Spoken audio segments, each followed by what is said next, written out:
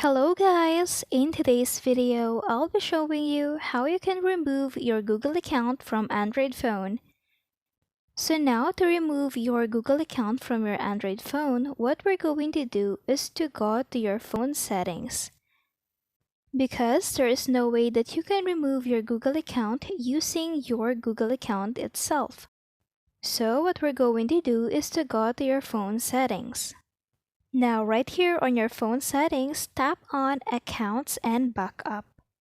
Now right here on Accounts and Backup, you can see this option, Manage Account. It will then direct you here. Here you can see your Google accounts. So now select the Google account that you want to remove. It will then direct you here. And then you can see Remove Account. Just tap on Remove Account to remove your Google account from your Android phone.